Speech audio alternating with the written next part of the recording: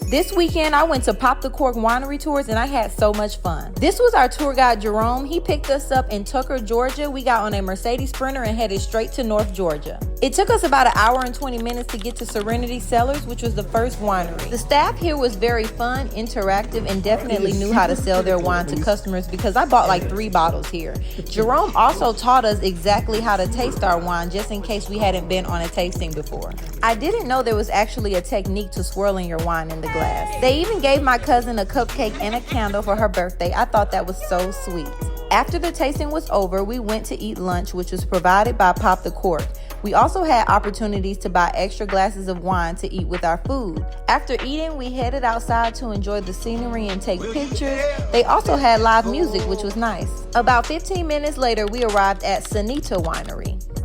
Here they gave us 4 different options to taste. They also had wine slushies you could purchase for an extra charge. Once we were done with the tasting inside, we went outside to enjoy the beautiful scenery. They showed us how the grapes grew on the vine, and they told us that across there was a wedding venue that was overlooking the mountain. It was so amazing. We don't let the birds into the grapes. After about a 10-minute drive, we reached our last and third stop, which was the Cottage. This winery also had wine slushies and a pizzeria outside where you could purchase pizza to go with your wine tasting.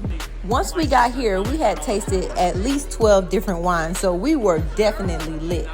Not to mention, our server John at this location was very generous with his pours. I mean, he was just pouring. He didn't even care. He was just like, here you go. Here go another one.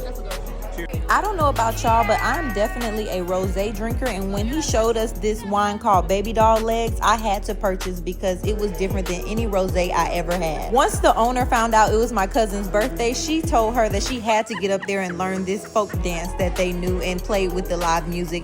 It was so hilarious. I knew she had to be feeling that wine because she would not have gotten up there if she was sober at all.